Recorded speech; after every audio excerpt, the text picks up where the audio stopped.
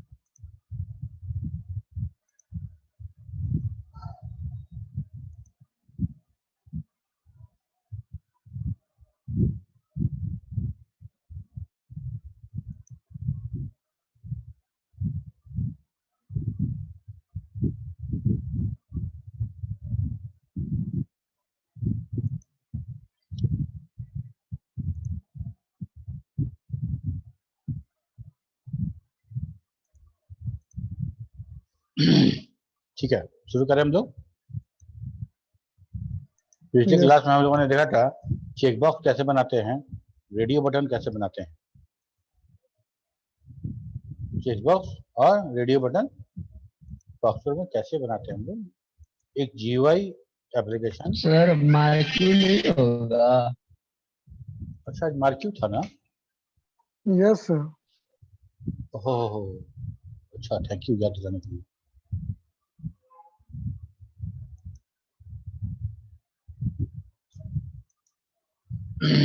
Marquee,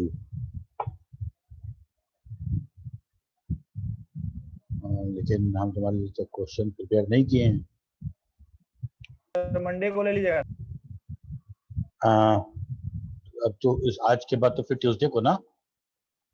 yes sir. Yes, आज sir, नहीं होगा Tuesday। सर। कोई बात नहीं सर, नेक्स्ट क्लास में हो जाएगा। हाँ, ट्यूसडे को। मैम ध्यान से निकल गया हमको, थोड़ा क्वेश्चन नहीं प्रिपेयर किए। ओ, ठीक है। आज क्लास ही कर लेते हैं इसमें। हाँ, आज क्लास ही बढ़ा कर लेते दीजिए हैं। आगे सर।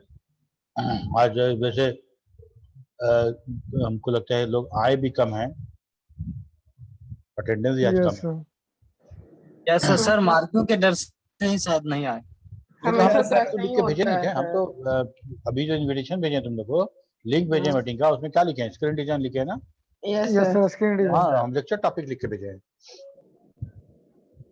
ओके, तो पर आप सर ध्यान पहले दीजिए। से बोल दिए थे ना आज मार्क्यू होगा, इसीलिए। हाँ, हो सकता है। हर बार तो ओके, तो हम लोग देखे थे रेडियो बटन, और हम लोग देख चुके हैं command, sorry check box. Radio button और चेक बॉक्स हम देख चुके हैं। आज हम देखेंगे push button. Push button. Push button sir कैसे हमको बनता है? रेडियो बटन में कुछ पूछना है।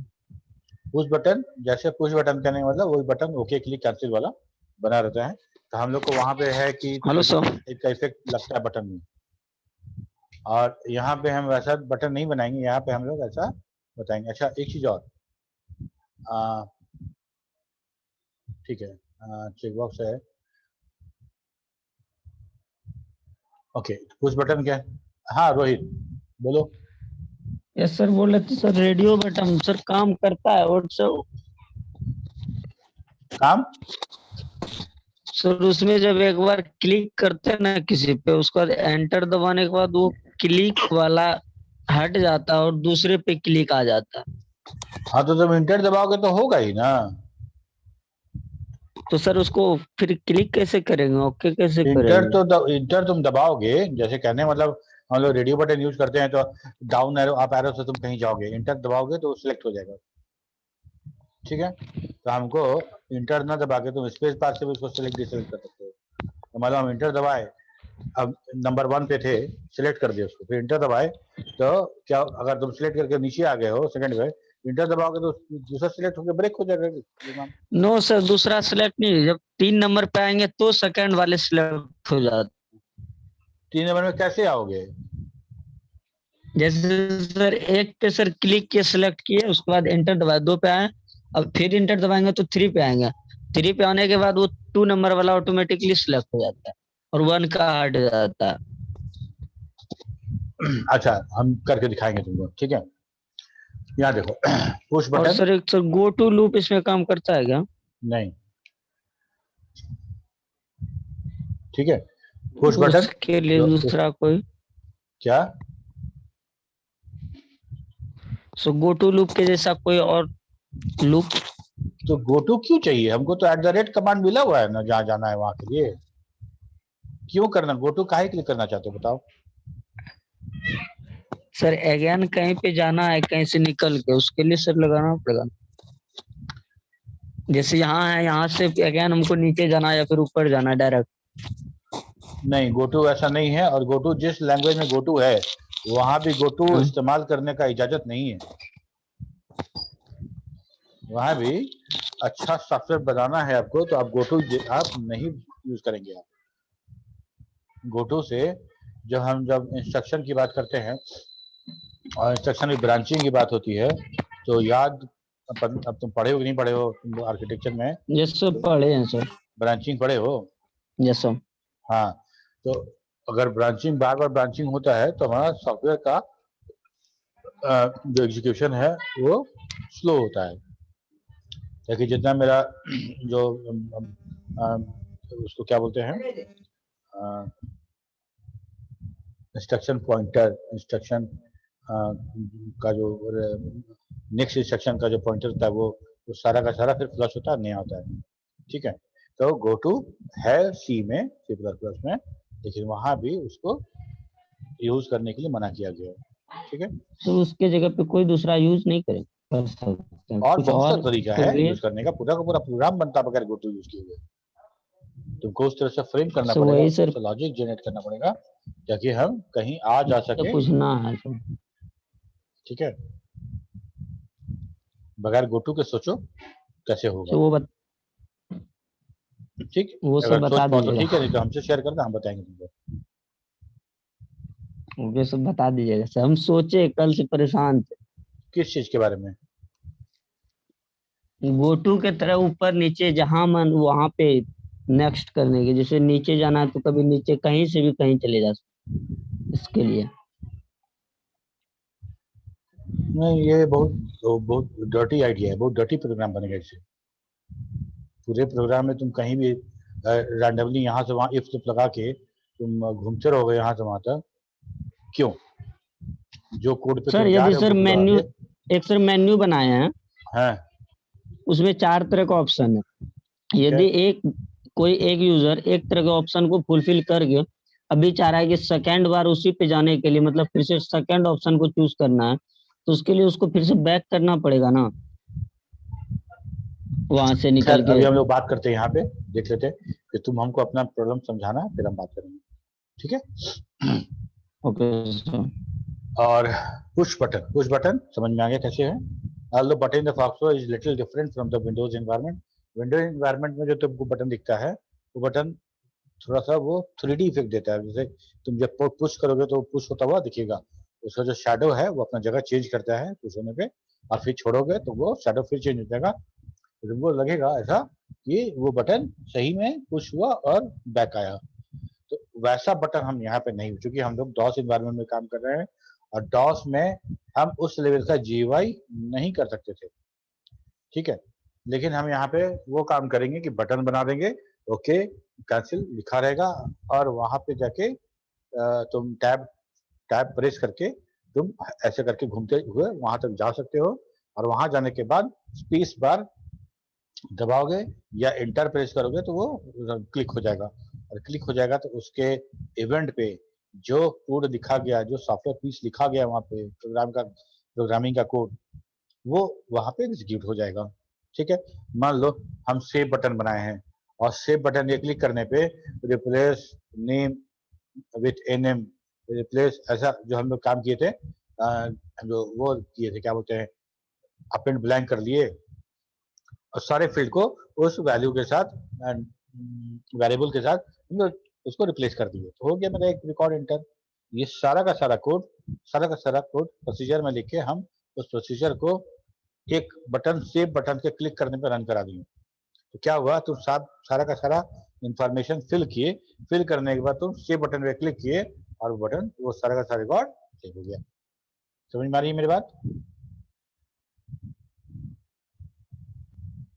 Yes, sir. Yes sir. okay, its designing and reading value are very much like a radio button. The character R is not used in the push button. ठीक है, यहाँ पे देखो पुश बटन, जो हम लोग रेडियो बटन बना रहे थे तो क्या लिखते थे, स्टार आर, स्टार के बाद आर लिखते थे, और तब हम लिखते थे स्टार आर, ये हम बना रहे थे रेडियो बटन। ठीक है, ये रेडियो बटन बना रहे थे। अगर आर हटा दें, आर हटा दें और बाकी रहने दें तो ये हमारा पुश बटन हो जाएगा, yes, पुश sir. बटन हो जाएगा हमारा। देखो 7 get lang function star English Hindi और तमिल, यहाँ पे और यहाँ पे अंतर देखो, खाली इस आर का अंतर है। ठीक है, तो यह क्या हो गया कि इंग्लिश हिंदी और तमिल नाम से मेरा बन गया पुश बटन, मेरा पुश बटन बन गया यहाँ पे। और रीड नीचे लगा दिए, तो रीड मतलब हम इस पे डेटा अब सेलेक्ट करने, मतलब यहाँ से यूजर इंटर कर सकता है अपना ऑप्शन। ठीक है, अगर 1 2 3 1 2 3 अगर ये क्लिक करते हो तो लैंग में 1, ये क्लिक करते हो तो लैंग में 2, ये क्लिक करते हो तो लैंग में 3। हम इस तरह से लैंग वेरिएबल का वैल्यू चेक करके हम जान सकते हैं कि कौन सा बटन क्लिक किया गया है। अगर मान लो ये सेव था, तो इफ लैंग बराबर 1, देन यहाँ पे सेव वाला कोड लिखेंगे या सेव वाला प्रोसीजर कॉल कर लेंगे। अगर ये वाला कैंसिल था, ये वाला कैंसिल था, या एक वाला था कुछ और था, तो हम अकॉर्डिंगली हम उसको वैसा वैसा कोड हम लिख देंगे।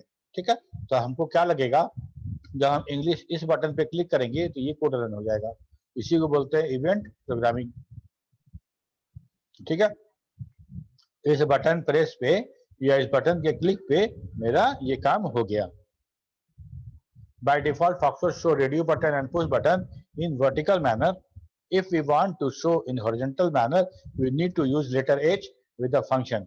हम लोग देखो याद करो, हम लोग जब बना रहे थे रेडियो बटन और चेक बॉक्स, वो एक के बाद एक ऐसे करके आया था। अगर हम ऐसा बनाना चाहें, हॉरिजॉन्टल बनाना चाहें, तब क्या कर सकते हैं, आर के बाद एच, एक कीवर्ड हॉरिजॉन्टल के लिए एच यूज करेंगे, तो हमारा रेडियो बटन ऐसे बनेगा, हमारा रेडियो बटन ऐसे बनेगा। जैसे हम लोग यहाँ जो फिगर देखे थे, ये देखो ये वाला ऐसा रेडियो बटन बनाना होगा तो हमको एच लगा के बनाना पड़ेगा, एच लगा के बनाना पड़ेगा। ठीक है, ऐसा या ऐसा दोनों वैसा ही है, दोनों एच लगा के बनेगा। ठीक है, और बिना एच लगाए बनाएंगे तो इस तरह का चेक बॉक्स बनेगा, ऐसा एक के नीचे दूसरा, दूसरे के नीचे तीसरा। अगर हम एच लगाएंगे तो एक के बगल में दूसरा, दूसरे में तीसरा, ऐसा बनेगा। ठीक है, अब यहाँ देखो, यहाँ लिख रहे हैं 7,7 गेट लैंग फंक्शन, ये RH, ये हो गया हमारा रेडियो बटन जो फ्लैट रहेगा, हॉरिजॉन्टल रहेगा। यहाँ तो पुश बटन बन गया। अब popup, popup is a collapsible small rectangular box with some list of item and clicking, pressing space bar और एंटर की शोज फुल लिस्ट। अब देखो पॉपअप क्या है, पॉपअप मतलब एकाएक कहीं से प्रकट हो जाएगा। पॉपअप उसको बोलते हैं कि जो कहीं से प्रकट हो जाए। जैसे मान लो हम इस स्क्रीन पर राइट क्लिक करते हैं, यहाँ पे राइट क्लिक किए तो ये जो आ रहा है यही पॉपअप है, पॉपअप मेनू। ठीक है, ये है पॉपअप मेनू, इसको हम पॉपअप मेनू बोलते हैं।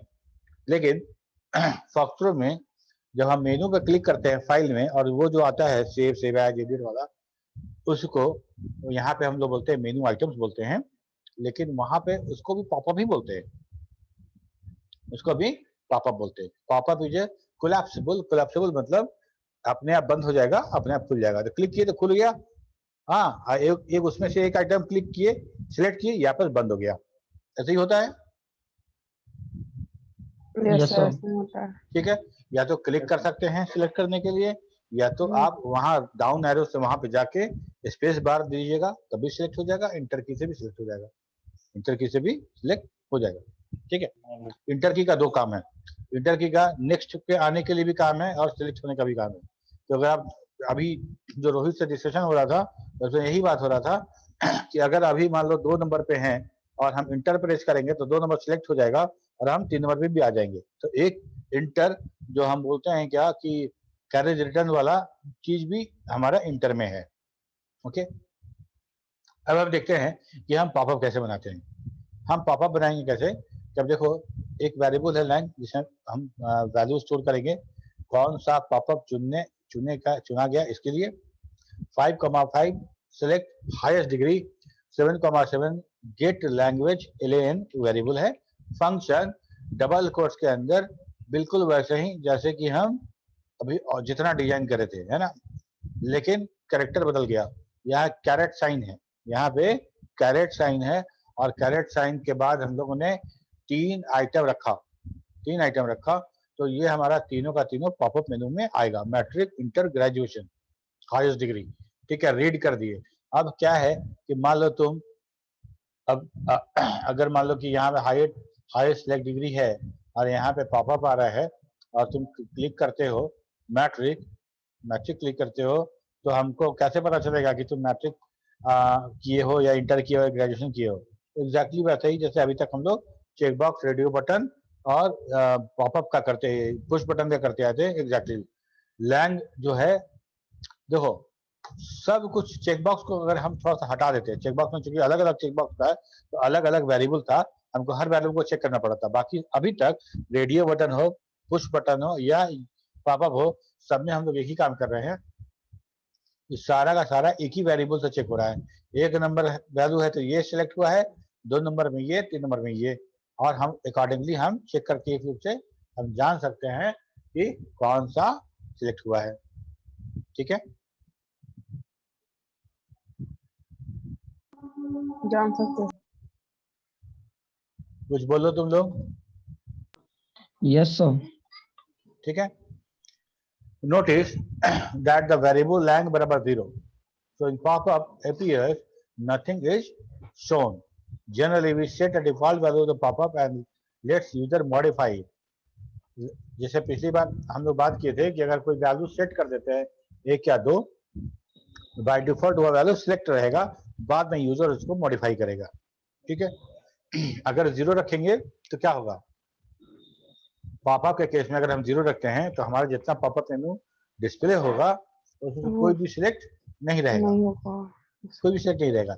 इसीलिए हम वैल्यू 1 रख देते हैं, तो क्या होगा कि पहला वाला पॉपअप सिलेक्ट रहेगा और यूजर को डिसाइड करना है कि वहां पे इंटर प्रेस कर दे या उसको 1 से 2 पे सिलेक्शन लेके आए।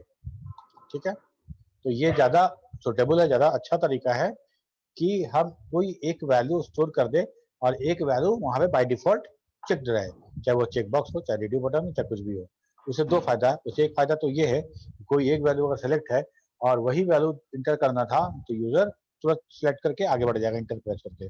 दूसरा, अगर मान लो कोई आदमी है जिसको रेडियो बटन चेक बॉक्स का आइडिया नहीं है, radio button check box idea नहीं है, लेकिन एक बार चेक बॉक्स को चेक किए हुए देखेगा, उसको ये समझ में आएगा कि करना क्या है।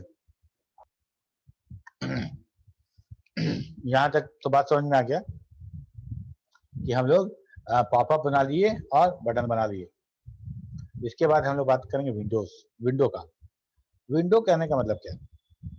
विंडो कहने का मतलब कि अभी आप जितना @ स्क्रीन डिजाइन है, आप रेक्टेंगल बना लीजिए, डबल साइडेड बना लीजिए, पैनल बना लीजिए, कुछ बना लीजिए, लेकिन अगर आपका डिस्प्ले आप लिस्ट कर रहे हैं या कोई और डिस्प्ले करा रहे हैं और उसका वो उस एरिया से ज्यादा है तो वो बाहर जाएगा, वो बाहर चला जाएगा। और इस बात को आपको मैनुअली ध्यान रखना पड़ेगा कि आपका जो बॉक्स बना रहे हैं उसका साइज इतना हो कि जो डिस्प्ले कराना चाह रहे हैं उसके अंदर डिस्प्ले हो। ठीक है, इसका केयर फॉक्सट्रो नहीं करेगा कि आपने बॉक्स बनाया है और आपका डिस्प्ले बॉक्स के बाहर जा रहा है, बड़ा खराब लग रहा है। उसका सोल्यूशन था विंडो। ठीक है, एक बार हम विंडो डिफाइन करके एक्टिवेट कर देंगे तो हमारा वो विंडो जितना काम होगा, जितना डिस्प्ले होगा, सारा का सारा उसी विंडो के अंदर होगा, बाहर नहीं जाएगा। Window in FoxPro for DOS is area in which a programmer can show output. It is something like box. It is something like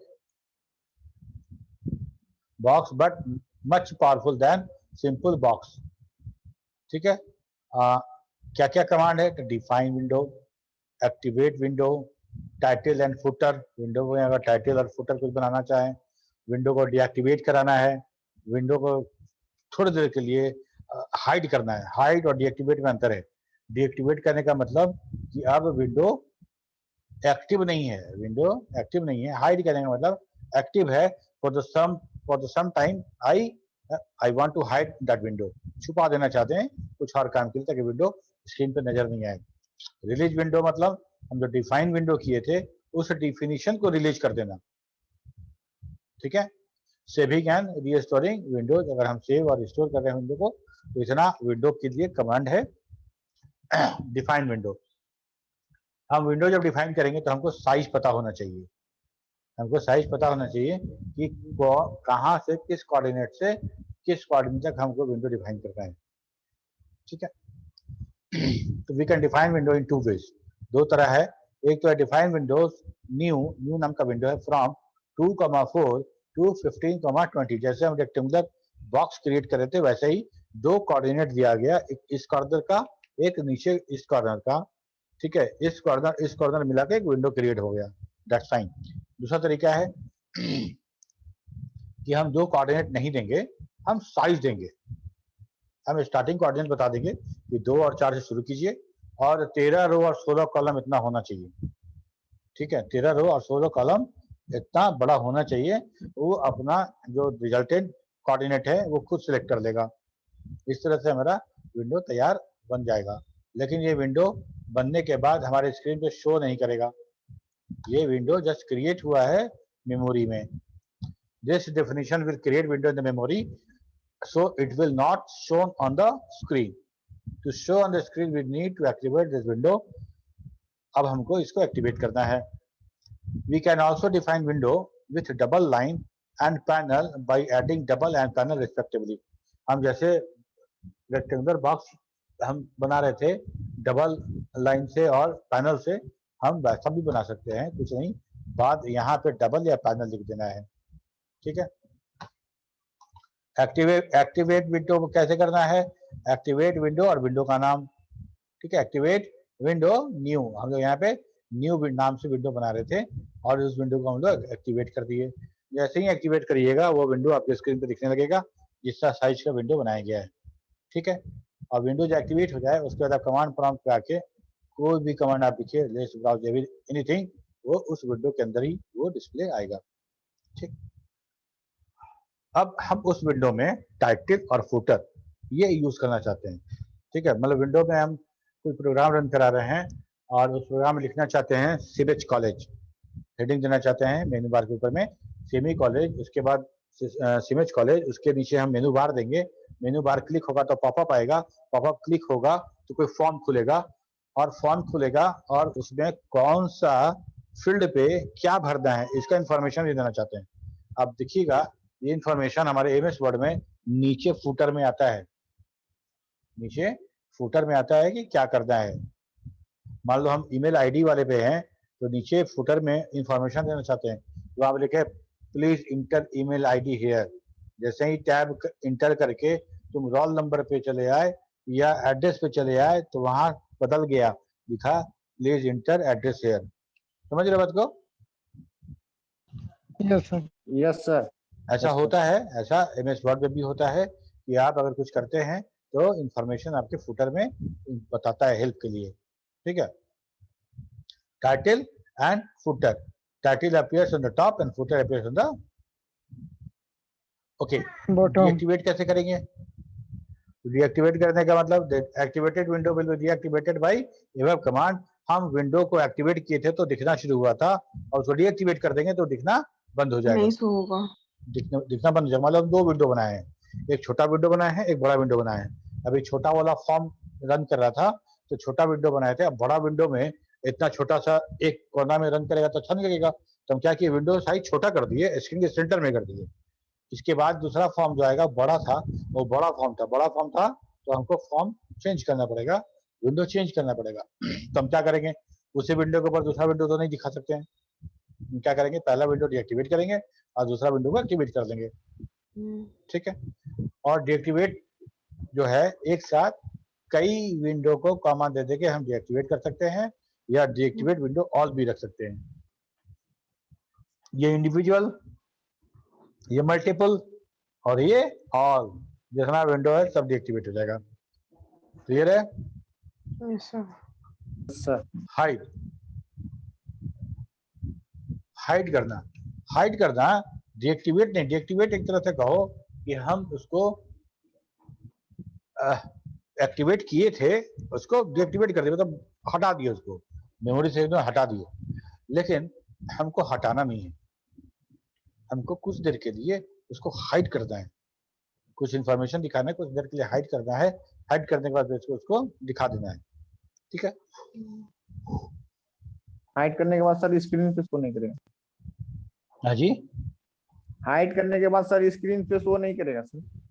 हाँ, छुप जाएगा। It will not deactivate the window. It will just hide the window. The output shown in that window also hide with the window.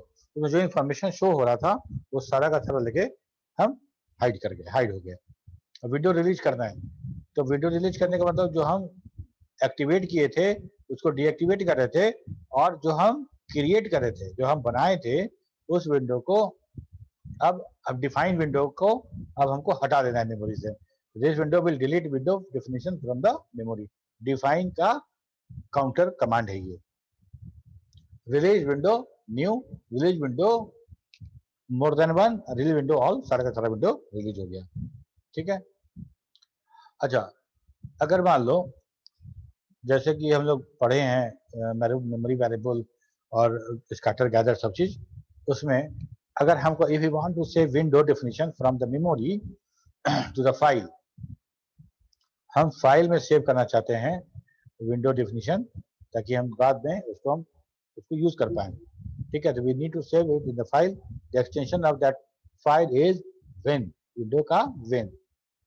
Save window new to new, तो new dot win नाम का file बनेगा जिसमें new window का सारा definition store हो जाएगा, row and column size etcetera etcetera, ठीक है। और इतना ही नहीं, हम एक फाइल में सारा विंडो का इंफॉर्मेशन भी हम सेव कर सकते हैं, save window all to new, ठीक है।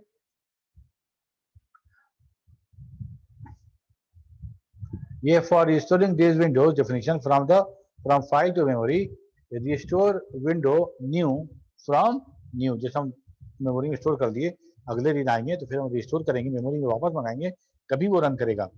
तो क्या करेंगे, रिस्टोर विंडो फ्रॉम न्यू और restore window all from the new.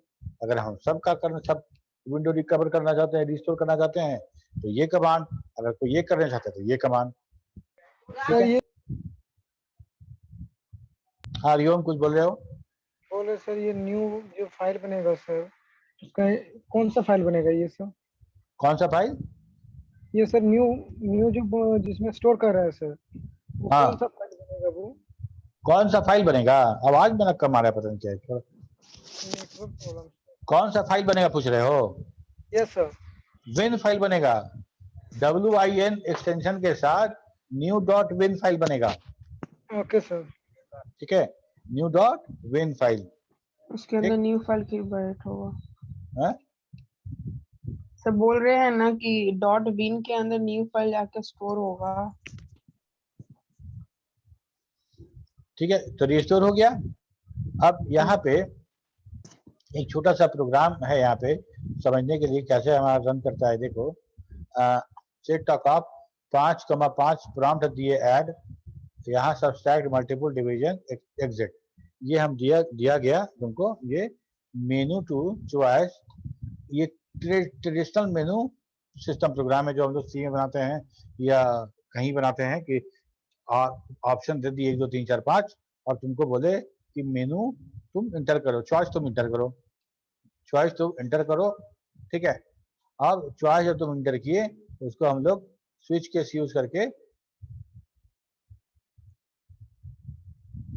Switch case use करके उसको रन करा दिए, ठीक है। ओके, तो ये काम हो गया मेरा।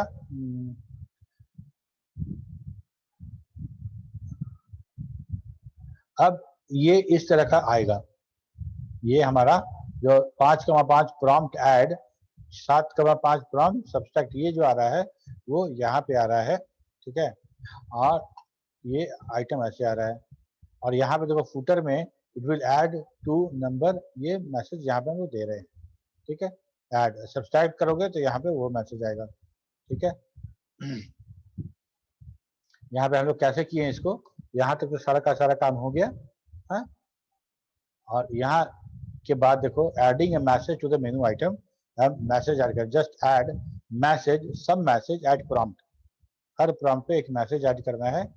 कैसे ऐड कर, 5,5 prompt add message it will add two number, 7,5 prompt subtract message it will subtract two number. ऐसा मैसेज हम दे दिए और ये मैसेज कहाँ आएगा, ये फुटर एरिया में खुद ब खुद बाय डिफॉल्ट उसी जगह पे मैसेज मेरा प्रिंट होगा। ठीक है, given message will be displayed at the bottom row, we can change it also by set message to row number, set message to 25। तो हम इस तरह से मैसेज को अपने कस्टमाइज रो में भी डिस्प्ले करा सकते हैं, set message to row number. यहाँ तक तो बात समझ में आ गया। यहाँ के बाद हम लोग मेनू आइटम में घुसेंगे, तो यहाँ तक अच्छे से समझ लो। हम लोग विंडो बनाए, विंडो को एक्टिवेट किए, विंडो को हम लोग फिर डीएक्टिवेट भी किए, हाइड भी किए, रिलीज भी किए, विंडो को फाइल में सेव भी किए और वहां से रिस्टोर भी किए। इसके बाद जो हम सिंपल जो मेनू आइटम बना रहे थे उसमें हम लोगों ने प्रॉम्प्ट बनाया और प्रॉम्प्ट में हर केस को हम लोगों ने ये ऐसा करके मेनू ड्रिवन प्रोग्राम बनाया डू केस यूज करके। और हम हर प्रॉम्प्ट के साथ कुछ मैसेज ऐड करना चाहते थे, वो भी ऐड कर लिए। कुछ नहीं करना था, रो एंड कॉलम देके प्रॉम्प्ट लिखना था, मैसेज लिख के मैसेज लिखना था और ये मैसेज यहाँ पे आएगा बाय डिफॉल्ट, ये बॉटम में फुटर में आएगा। अगर आप इसको कहीं और लिखना चाहते हैं तो आप set message to row number लिख सकते हैं, वहां पे ये मैसेज शो करेगा। यहाँ तक किसी को कोई दिक्कत है तो बताओ। No sir. Hariom, Rohit, yes sir. ठीक है ना? तरुण नहीं है क्या?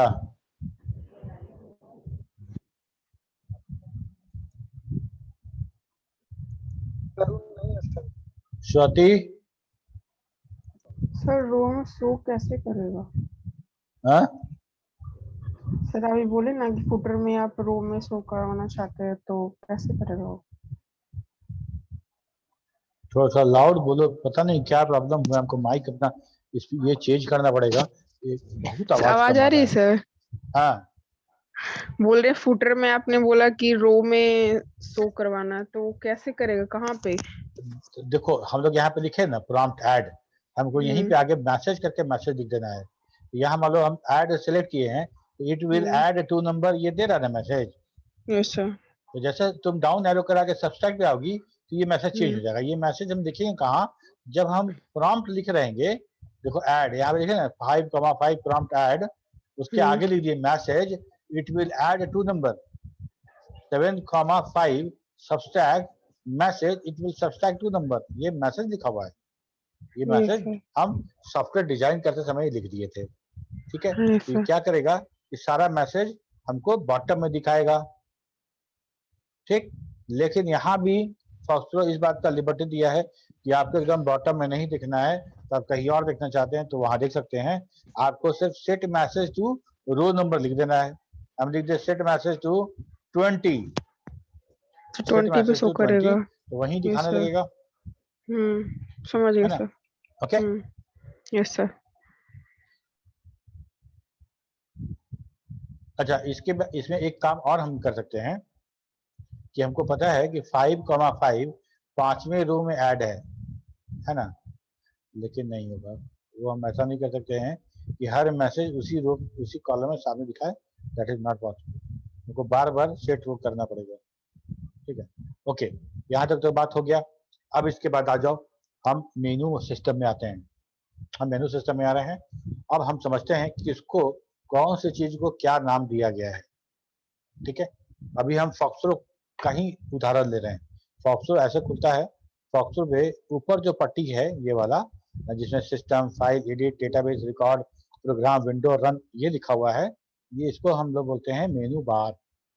बार जिसमें मेनू लिखा हुआ है, मेनू बार। ठीक है, और उस मेनू बार में जितना आइटम लिखा हुआ है इसको बोलते हैं मेनू पैड। क्या बोलते हैं? मेनू पैड। मेनू बार के अंदर जितना आइटम है वो मेनू पैड है, और हर किसी भी मेनू पैड को क्लिक करने पे, हम किसी मेनू पैड रिकॉर्ड को क्लिक करेंगे तो कुछ खुलेगा ना नीचे, प्रोग्राम को क्लिक करेंगे तो कुछ खुलेगा ना नीचे। Yes sir. ठीक है, तो अगर किसी भी मेनू पैड को क्लिक करें तो जो पॉपअप डिस्प्ले होगा उसको या तो पॉपअप बोलते हैं या पुल डाउन मेनू बोलते हैं। ठीक है, पुल डाउन मतलब उसको पुल डाउन किया गया, क्लिक किए तो पुल डाउन हो गया। ठीक है, पॉपअप एकाएक प्रकट हो गया। ठीक है, ये हमारा हो गया। अब हमको इस तरह का अगर सॉफ्टवेयर डिजाइन करना है तो हमको मेनू बार डिजाइन करना पड़ेगा, उस मेनू बार के अंदर मेनू पैड डिजाइन करना पड़ेगा, फिर हमको पुल डाउन मेनू या पॉपअप मेनू डिजाइन करना पड़ेगा। और कौन सा पॉपअप, आगे देखो ध्यान देना, एक पॉपअप सिस्टम के लिए, एक पॉपअप फाइल के लिए, एक पॉपअप एडिट के लिए। वैसे जितना पैड है सबके लिए एक पॉपअप होगा। यस और नो? यस सर होगा। Yes sir. होगा, सबके लिए एक एक पॉपअप होगा। ठीक है, इसका आइटम कुछ और होगा, इसका आइटम कुछ और होगा, इसका आइटम कुछ और होगा। तो अब सबसे पहले मेनू बार बनाएंगे, मेनू बार में मेनू पैड डिफाइन करेंगे, और हर मेनू पैड के लिए एक एक पुल डाउन मेनू या पॉपअप मेनू होगा जो उसी के क्लिक होने पर डिस्प्ले होना चाहिए। अब हम फाइल मेनू पैड को क्लिक करें और प्रोग्राम वाला पॉपअप यहाँ डिस्प्ले हो जाए, ऐसा तो नहीं चाहिए। ऐसा हम नहीं ना चाहेंगे। नहीं सर। और दूसरा बात, और फाइल मेनू क्लिक करें और फाइल मेनू एडिट के पास शो करे तभी अच्छा नहीं लगेगा। तो जिस मेनू पैड को क्लिक करें उसका सब मेनू या उसका पॉपअप मेनू उसी के सामने दिखना चाहिए। इसको भी आपको ध्यान रखना पड़ेगा, नहीं तो बड़ा हम क्लिक करेंगे फाइल मेनू और उसका जो पॉपअप है वो एडिट के पास दिखेगा। ठीक है, तो ये सब डिजाइनिंग में हमको ध्यान रखना है। Yes sir. अब यहाँ पे देखो कि हम लोग मेनू बार कैसे डिफाइन करते हैं, मेनू बार डिफाइन कैसे करते हैं, और हम लोग हॉरिजॉन्टल मेनू बार डिफाइन कर रहे हैं अभी। हाँ, हम लोग हॉरिजॉन्टल जैसे अभी देखे थे वैसा ही वाला काम कर रहे हैं। पहला फर्स्ट डिफाइन मेनू डिफाइन करना है, देन डिफाइन मेनू पैड, तब मेनू पैड डिफाइन करना है, and then put menu pad at work. उसके बाद मेनू पैड को काम पे लगाना है। काम पे कैसे लगाना है? क्लिक करने पे पॉपअप आना चाहिए, ये काम उसको करना है। तो ठीक है, तो सबसे पहले मेनू पैड हम डिफाइन कर रहे हैं, और मेनू पैड में, मेनू बार में, एक मेनू बार में हम add student, edit student, delete student और एग्जिट, ये 4 आइटम हम लगा रहे हैं। ये 4 हम लगा रहे हैं पैड। ठीक है, अब देखो define menu my menu, define menu my menu, my मेनू नाम का एक हम डिफाइन कर लिए, एक मेनू बार माई मेनू नाम से डिफाइन कर लिए। अब हमको पैड डिफाइन करना है, और माई मेनू मतलब जो मेनू बताए हैं उसके साथ उसको अटैच कर देना था कि उस मेनू में वो पैड दिखे। पहली बार में तुमको, क्योंकि ये GUI का प्रोग्राम है, इसलिए थोड़ा सा डिजाइनिंग में ये सब करना पड़ता है। ये सब डिजाइनिंग है, ये सब हम यूजर इंटरफेस की बात कर रहे हैं, और यूजर इंटरफेस अच्छा बनाने के लिए ये सारा काम करना पड़ रहा है।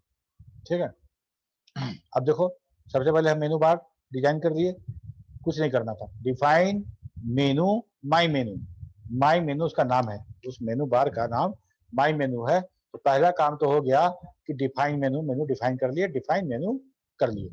अब देखो उसके अंदर हमको पैड डिफाइन करना है, हमको अब पैड डिफाइन करना है। Define pad, pad 1 of my menu, of my menu pad 1 prompt add student. यहाँ पे बहुत गौर से समझना बात को। ठीक है, हम यहाँ पे पैड 1, पैड 2, पैड 3, पैड 4, हम 4 पैड डिफाइन कर रहे हैं, और चारों का नाम, चारों का content prompt, add student, edit, delete, exit है। तो हमको ये हम प्रॉम्प्ट जो है वो हमारे समझने के लिए है, वो हम समझेंगे। फॉक्सरो पैड को पैड के नाम से समझेगा। समझ में आ रहा है बात को? Yes sir. ठीक है, क्लिक करेंगे हम ऐड स्टूडेंट को, क्लिक करेंगे ऐड स्टूडेंट को, और फॉक्सरो समझेगा पैड 1 क्लिक हुआ है, नाम ये है, और उसके अंदर का टेक्स्ट, उसका टाइटल, उसका नाम दिखने वाला मैसेज के रूप में वो ये है, ठीक है। Pad 1, pad 2, pad 3, pad 4, 4 pad बनाए और चारों पैड के अंदर जो टेक्स्ट दिखेगा वो add student, edit student, delete student और एग्जिट ऐसा दिखेगा। अब यहाँ तो बात हो गया, यहाँ के बाद यहाँ तक में अब क्या हुआ कि मेरा ये पैड काम करने लगा, इसको रन कराएंगे, ये चारों दिखेगा, क्लिक करेंगे, हम ऐड स्टूडेंट क्लिक करेंगे तो समझ जाएगा कि पैड 1 क्लिक हुआ, ठीक। लेकिन पैड 1 क्लिक हुआ तो क्या, पैड 1 क्लिक होने पे कुछ काम होना चाहिए, या तो हम बोले बहुत खुश होके कि 5,5 @5,5 और वहां पे हम से you have click pad 1, you have click pad 2 ऐसा मैसेज करवा दे, या फिर हम कुछ वहां पे ऐड स्टूडेंट टाइप का कुछ काम करवाएं, ऐड स्टूडेंट जैसा कुछ काम करवा लें, ठीक है। अब देखो तो पैड 1 में जोड़ने का काम ना करेगा 2 स्टूडेंट को, पैड 1 में पैड 1 में 2 स्टूडेंट को जोड़ने का काम ना करेगा। पैड 1 में 2 कहाँ, एक ही ना, ऐड स्टूडेंट ही तो है। न्यू स्टूडेंट को जोड़ने के लिए वो। अच्छा, ऐड स्टूडेंट, स्टूडेंट का इंसर्ट, नया स्टूडेंट को जोड़ना है, ऐड करना है, ऐड स्टूडेंट है, ठीक है, पैड 1 में। ऑन, अब उसके बाद देखो on selection pad 1 of menu my menu question mark pad, ठीक है, ये pad on selection pad 2 of menu my menu question mark pad, ये हम फंक्शन कॉल कर रहे हैं, हम ये फंक्शन कॉल कर रहे हैं। और उसके बाद जब फंक्शन सारा कॉल कर दिए तो हम लिखते हैं एक्टिवेट मेनू माई मेनू। इस माई मेनू को यहाँ डिफाइन किया गया था, एक्टिवेट नहीं किया गया था। जैसे ही ये लाइन रन होगा मेनू बार, मेनू पैड सब दिखना शुरू हो जाएगा, ठीक है। Pad function will print the pad name which is pad 1, pad 2, pad 3। हम यहाँ पे क्या कर रहे हैं, हम लोग यहाँ पे रन कराने के लिए, दिखाने के लिए ऑन सिलेक्शन पैड 1 तुम अगर क्लिक करते हो, ऐड स्टूडेंट पे क्लिक करते हैं तो हमको पैड 1 प्रिंट कर दो, है ना, डेमोन्स्ट्रेट करने के लिए कि मेरा ये काम कर रहा है, ठीक है।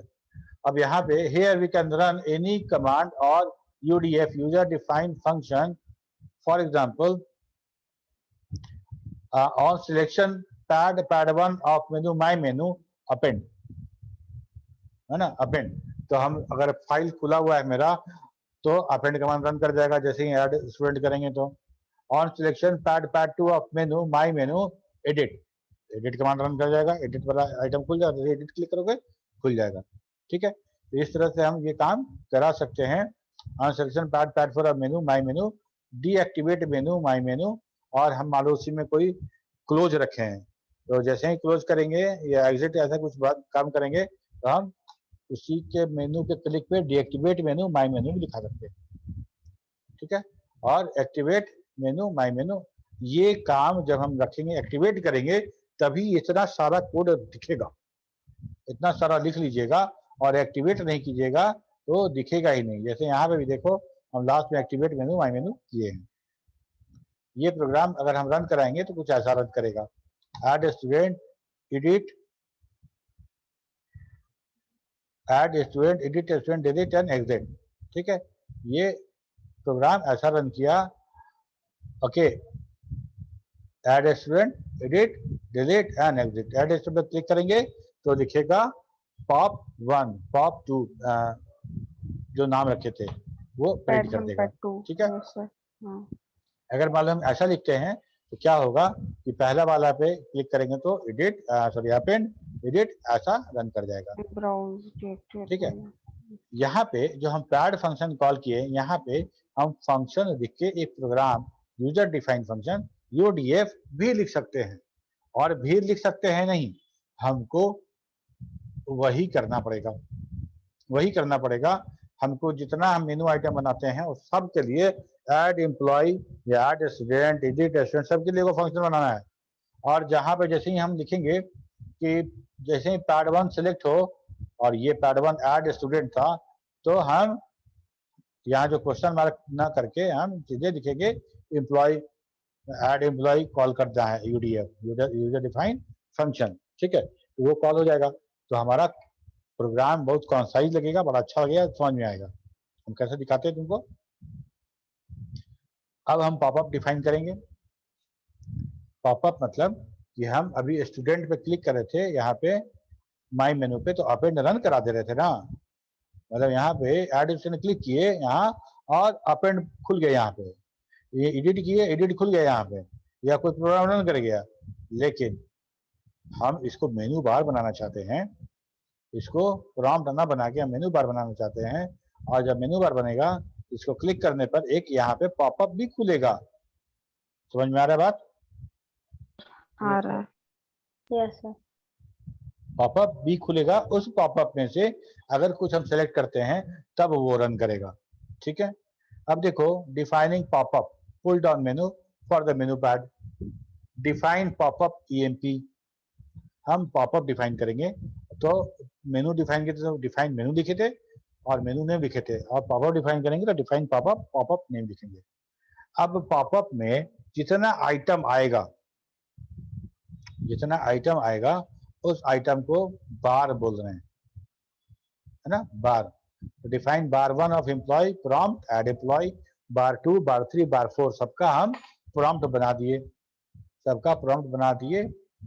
ऐसा देखो, employ, student, library, accounts, report, it is exit, और एम्प्लॉय के अंदर add employ, edit employ, delete employ और एम्प्लॉय अटेंडेंस, एम्प्लॉय अटेंडेंस। ऐसा देखो, ठीक है। सबसे पहले बात करते हैं ये इसके बारे में, बार, ऐड, एडिट, डिलीट और एम्प्लॉय अटेंडेंस। ये हम पहला पॉपअप ईएमपी बनाए, डिफाइन पॉपअप ईएमपी, जिसमें ये 4 प्रॉम्प्ट है। वो कहाँ है? वो ये है, add employ, edit employ, delete employ and employ attendance. ठीक है, ये बना दिए। आगे बढ़ते हैं। अब हम इसको प्रोग्राम में रन कराते हैं, sample program. Clear set talk off use EMP, define menu, my menu, define pad, pad 1 of my menu, prompt employ, दूसरा स्टूडेंट, तीसरा लाइब्रेरी, चौथा अकाउंट्स, उसका रिपोर्ट, उसका एग्जिट। ठीक है, ये हम क्या बनाए? पैड बनाए मेनू में। ठीक है, एम्प्लॉय, स्टूडेंट, लाइब्रेरी, अकाउंट बना दिए। ठीक है, अब हम लोग क्या करते हैं कि हम लोग अब हर के लिए एक पॉपअप बनाना पड़ेगा, सबके लिए एक पॉपअप बनाना पड़ेगा। तो हम एक पॉपअप बना रहे हैं, define popup EMP, define bar 1। अब ये वाला जो बनाए थे, यहाँ जो बनाए थे यही चीज है, ईएमपी प्रोग्राम के साथ लिख रहे हैं, define popup EMP, define bar 1, define बार 2, डिफाइन बार 3, डिफाइन बार 4। ये 4 बार हम एक पॉपअप बना दिए। ठीक है, on selection bar 1 of EMP, add employ वाला सिलेक्ट करते हैं, तो यहाँ पे हम एक फंक्शन कॉल कर देंगे जो सारा का सारा ऐड एम्प्लॉय वाला जो काम है वो कर देगा। कैसे करते हैं हम लोग फंक्शन और प्रोसीजर, और फंक्शन कैसे लिखते हैं बताएंगे, और वो यहाँ पे काम कर देंगे। फॉर टाइम बीइंग रन कर रहा है कि नहीं कर रहा है ये दिखने के लिए, on selection of bar 1 of EMP print you have selected add employ. ठीक है, तो हम जैसे ही हम ऐड एम्प्लॉय क्लिक करेंगे, हमको प्रिंट हो जाएगा कि तुम ऐड एम्प्लॉय क्लिक किए हो, मतलब प्रोग्राम रन कर रहा है। हम समझ रहे हैं कि हमारा प्रोग्राम रन कर रहा है, एग्जीक्यूट कर रहा है। तो यहाँ 4 प्रॉम्प्ट बनाए थे, चारों प्रॉम्प्ट के सिलेक्शन पे 4 कमांड दिखना था, on selection bar 1, on selection bar 2, और सिलेक्शन बार 3 एंड और सिलेक्शन बार 4। यहाँ तक समझ में आया तो बताओ। यस सर, आ गया। ठीक है, इसको एक बार दो बार तुम प्रोग्राम बना लोगे तब याद हो जाएगा, क्योंकि हम लोग को ये जीवाई का काम करना है, और जीवाई का काम भी हैंड रिटन कोड से करना है। वैसा कंट्रोल नहीं है कि हम सबको हम ड्रैग करके अपने स्क्रीन पर ला सकें। इसलिए थोड़ा सा एक पहला इंप्रेशन जो तुम्हारा होगा लगेगा बड़ा हेडेक है, लेकिन बहुत अच्छा है। जब इतना मेहनत करने के बाद जब प्रोग्राम तुम्हारे सामने आएगा, सॉफ्टवेयर बन के आएगा, तो तुमको बहुत अच्छा लगेगा। यहाँ हम पहला वाला काम कर लिए, यहाँ तक तो काम हो गया। अच्छा, अब बताओ, on selection pad 1 of my menu activate pop-up EMP at 2,0. Popup कहाँ बनाए हम लोग? पॉपअप बनाए थे कोई? दूसरे ये कमेंट पॉपअप बनाए, देखो ये पॉपअप हम लोग यहाँ पे बनाए थे, ये पॉपअप बनाए हैं, ठीक है, पॉपअप बनाए हैं यहाँ पे। अब ये पॉपअप हमको कब दिखना चाहिए, ये पॉपअप कब डिस्प्ले होना चाहिए? इस पे, इस मेनू पैड के जब क्लिक एम्प्लॉय पे क्लिक, यस सर, है ना, इस मेनू पैड के क्लिक होने पे कोई और पॉपअप दिखेगा, इस मेनू पैड के क्लिक होने पे कोई और पॉपअप दिखेगा, ठीक है। अब देखो हम लोग अब यहाँ तक तो बना लिए कि बार 1 पे इस पे क्लिक करोगे तो लिखेगा कि you have selected add employ, तुम इस पे क्लिक करोगे, इस पे क्लिक करोगे तो लिखेगा you have selected edit employ. ये काम इससे हो गया, ऑन सिलेक्शन बार 1 प्रिंट ये, ऑन सिलेक्शन बार 2 ये काम तो कर लिए, लेकिन ये दिखेगा कब? ये पॉपअप अपीयर भी तो होना चाहिए। अब हम उसको अपीयर करा रहे हैं यहाँ पे, on selection pad 1 of my मेनू। अब समझो इसको, कहाँ चला गया? ऑन सिलेक्शन ऑफ पैड 1, ये माई मेनू है, माई मेनू में ये पैड 1 है, ये पैड 2 है, ये पैड 3 है, पैड 4 है, और ये pad 5 pad 6। On selection of pad 1, ठीक है, मतलब ये एम्प्लॉय।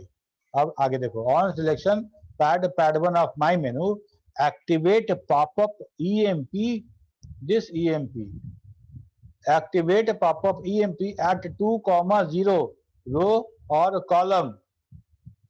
ये बहुत इंपॉर्टेंट है, यहाँ देखो हम एकदम सटा दिए इसमें, अगर रो पहले रखते तो थोड़ा सा गैप लगता तो अच्छा नहीं लग रहा था, ठीक है, रो और कॉलम, ताकि ये इसके सामने दिखे।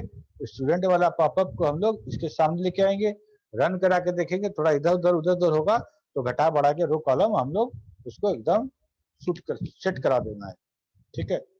तो अब यहाँ पे क्या हो गया, जैसे ही हम पहला वाला पैड पे क्लिक किए तो पहला वाला जो पॉपअप बनाए थे उसको हम वहां पे एक्टिवेट करा दिए, ठीक है।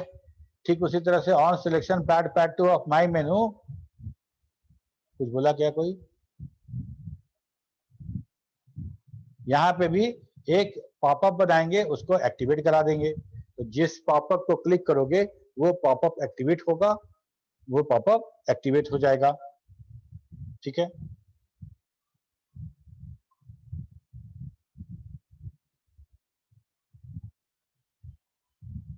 काय कुछ नहीं बोल रहे तुम लोग? यस सर, समझ रहे हैं सर। समझ रहे हैं ना? नहीं बोलते तो हम सर। घबराने लगते हैं कि नहीं समझ में आ रहा है क्या? नहीं सर, सुन रहे थे ध्यान से। तो सुनना नहीं था, समझना भी है, उस रिस्पॉन्ड भी करना है। यस सर, समझ में आया सर, ऐसा बोलते रहना है। ये तो तुम लोग का वीडियो ऑन नहीं है, तुम लोग का डीपी नहीं है, तो हम तो ऐसे ही लग रहा है कि हम मिरर में देख के खुद को पढ़ा रहे हैं। सर डीपी क्यों नहीं दिखा?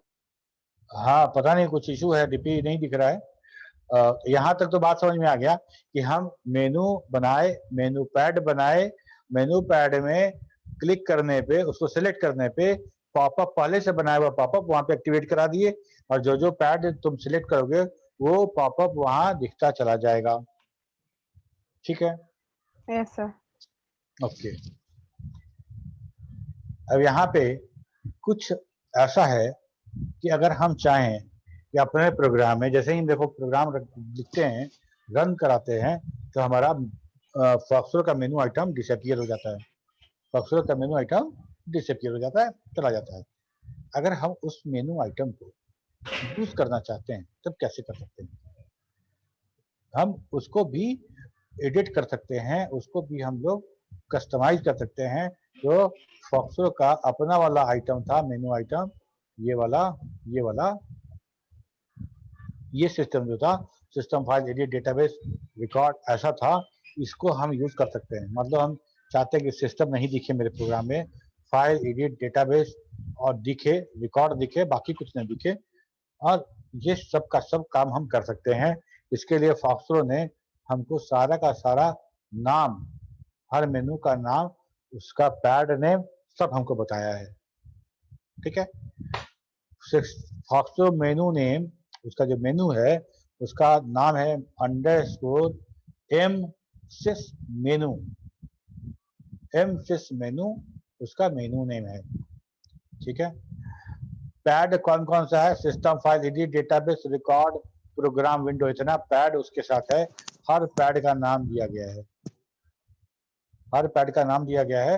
अगर हम देखते हैं release pad _MSM _window of _my MSM sys मेनू, ठीक है, तो क्या होगा?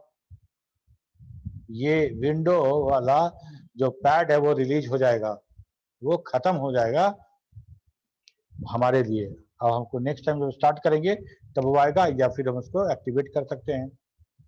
ठीक है, इस तरह से हम वो काम कर सकते हैं। समझ में आया बात को? यस सर आया। ये कितना बढ़िया चीज दिया है कि उसका अपना मेनू सिस्टम भी आप इस्तेमाल कर सकते हैं अपने प्रोग्राम में।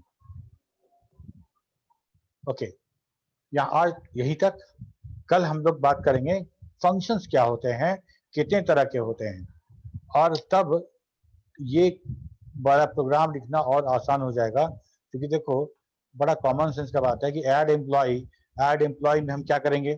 ऐड एम्प्लॉय में वही ऐड सिस्टम जो स्क्रीन डिजाइन किए थे, सिस्टम स्क्रीन वाला @ करके बहुत सारा लिखे थे, रिप्लेस लिखे थे, वो अपने आप में 25-30 लाइन का प्रोग्राम था। ठीक है, तो हम ऐड एम्प्लॉय के सिलेक्ट होने पे, पैड 1 के बार 1 के सिलेक्ट होने पे हम उतना प्रोग्राम कैसे रन करा सकते हैं?